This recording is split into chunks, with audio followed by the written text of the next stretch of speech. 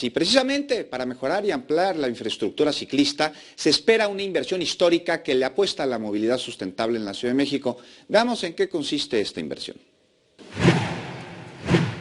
Con el objetivo de generar mejores condiciones de viaje a los ciudadanos que utilizan la bicicleta como medio de transporte, la Secretaría de Movilidad anunció una inversión de 271 millones de pesos este año para ampliar la infraestructura ciclista en la capital. Se contempla una extensión de ciclovías en 85 kilómetros. También se construirán 4 biciestacionamientos masivos y semimasivos y la creación de 15 kilómetros de trolebici, que funcionará en el eje central Lázaro Cárdenas.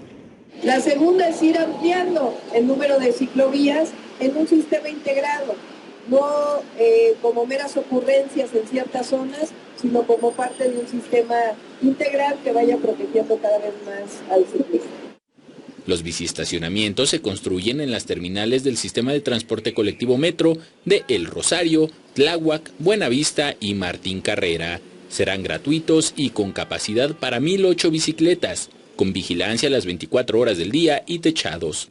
Andrés Layuz, titular de Movilidad, descartó que para este año el sistema Ecobici se extienda a la zona oriente de la ciudad, ya que primero se debe mejorar la conectividad en la infraestructura existente y después buscar las ampliaciones a otras alcaldías.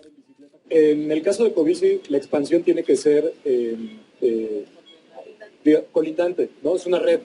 Entonces, si empiezas a poner lugares aislados, en realidad lo haces muy ineficiente. Entonces, es una cosa gradual. En este año no estamos planteando una expansión.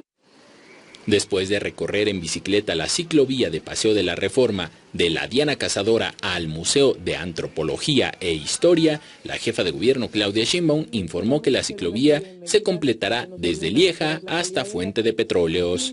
Con imágenes de Javier Cordero, Enrique Muñiz, 21 Noticias.